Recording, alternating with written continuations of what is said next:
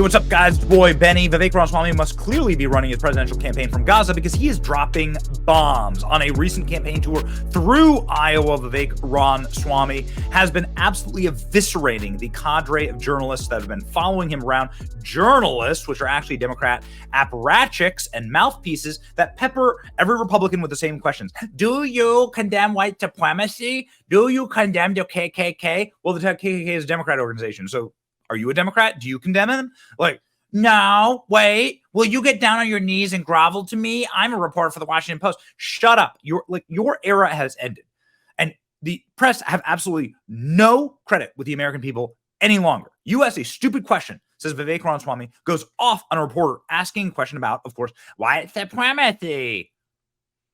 Fourth place presidential candidate Vivek Ramaswamy had a hissy fit when Washington Post reporter asked him to condemn white supremacy and white nationalism. Here's what Vivek said on social media. I'll play the clip. Tell me what you think. It is an absolute barn burner. After Steve King announced he was endorsing me, predictably lame reporter from Washington Post tried to play a game of denouncing white supremacy while she refused to actually define white supremacy, which in recent years encompasses concepts like punctuality and the written word. I refused to play along with her game and then went thermonuclear viral. Check out this clip from Vivek.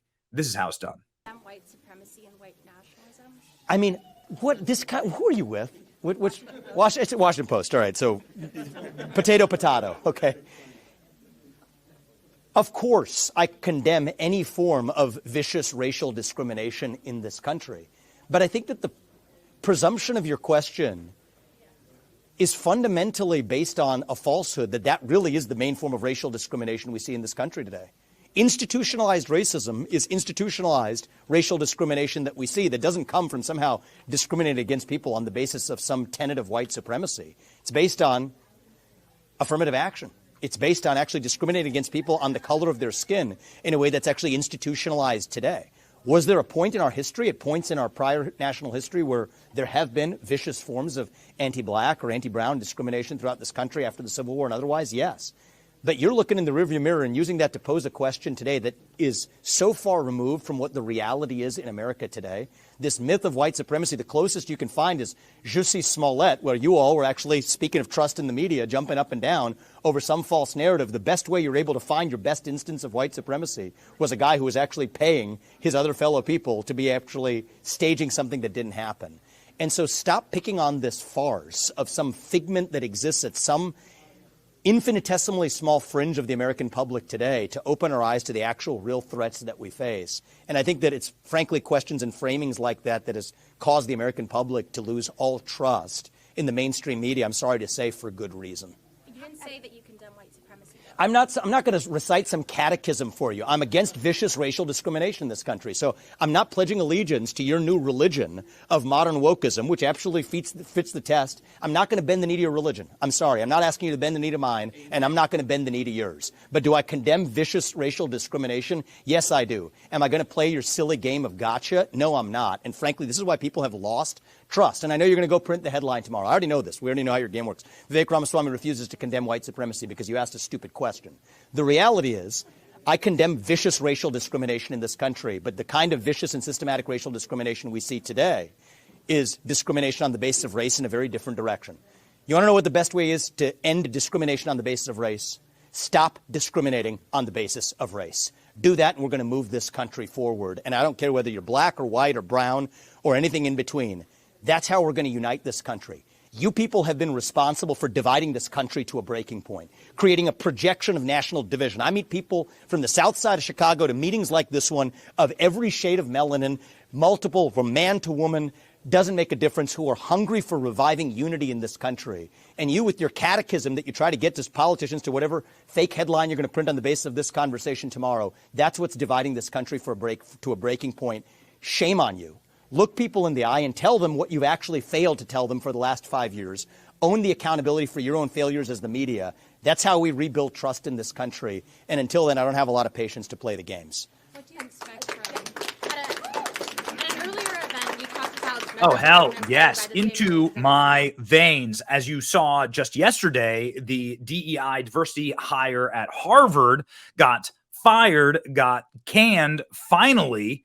But ladies and gentlemen, that's just the start. there is an entire collapse that is happening right now based on the reverse and institutionalized racism of the left. And it takes someone like Vivek Ramaswamy to actually call it out and to not dance to the same tune as all of the Republicans tend to do. Vivek Ramaswamy takes a flamethrower to the mainstream media, calls NBC reporter out to his face for misleading headlines.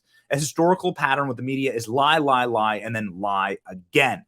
Vivek Ramaswamy absolutely going on a flamethrower tour of Iowa and spitting facts that are just deeply inconvenient for the reporters that are following him around in their gaggle. Check this one out. Major surprise. Right. Because many of our supporters are first-time supporters, and I think we're going to, frankly, make a lot of the media's. All I'm saying, one more thing I would say I'm looking forward to is I want to have a conversation, because the historical pattern with the media is lie, lie, lie again. When proven to have lied, hide from accountability. From the Hunter Biden laptop story to the origin of COVID to the Trump-Russia collusion hoax that never was. I'm still waiting for one honest anchor in the mainstream media to just look their own audience in the eye and say, hey, I apologize. We lied to you, we got it wrong, and we'll never have this happen again. I challenge your guy, Alex, who likes to write, I would say clickbaity headlines to say at least you're from a new generation of leadership. Go ahead and step up, and maybe you can do it. Or maybe, Catherine, I bet on you sooner to do it. But somebody needs to actually, from the next generation, heal that divide of trust between the media and the people. I'll look forward to having that conversation with the media with what happens on January 15th. It'll be a surprise. They'll try to sweep it under the rug, try to minimize the importance of Iowa, and try to set the same narrative they have been. And I think that we need to use every occasion we have to at least rebuild trust with the American public to say, here's the narrative we've set, here's where we were proven wrong, and here's where we own accountability. That's what I would say. Thank you. Thank you. Thank you. Consider it. It'd be good for you.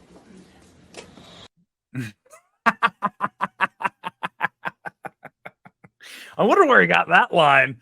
Where did you get that line, Vivek? Where did you get that one? Well, you should apologize for lying to the people about Russia collusion. Wow. Well, that would be quite a wonderful thing to see, and something that has been said from the debate stage by Vivek after a fun little day together we had in Miami. Ladies and gentlemen, one of the highlights of my 2023 was being able to work through this answer with Vivek Ramaswamy, the opening statement for the debate in Miami. That bit of a face melter here, and very, very proud of Vivek for this one.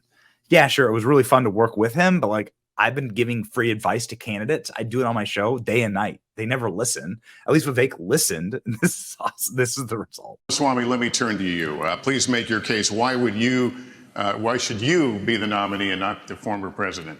I think there's something deeper going on in the Republican Party here, and I am upset about what happened last night. We've become a party of losers at the end of the day. It was a cancer in the Republican establishment. Let's speak the truth. I mean, since Ronna McDaniel took over as chairwoman of the RNC in 2017, we have lost 2018, 2020, 2022, no red wave that never came. We got trounced last night in 2023. And I think that we have to have accountability in our party. For that matter, Ron, if you want to come on stage tonight, you want to look the GOP voters in the eye and tell them you resign, I will yield my time to you. And frankly, look, the people there cheering for losing in the Republican Party. Think about who's moderating this debate. This should be Tucker Carlson, Joe Rogan, and Elon Musk. We'd have 10 times the viewership, asking questions that GOP primary voters actually care about and bringing more people into our party.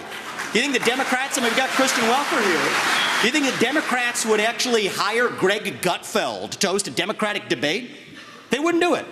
And so the fact of the matter is, I mean, Kristen, I'm going to use this time because this is actually about you in the media and the corrupt media establishment. Ask you, the Trump-Russia collusion hoax that you pushed on this network for years, was that real or was that Hillary Clinton made up disinformation? Answer the question. Go. Mr. Ross. Sorry. This is how we get our country back.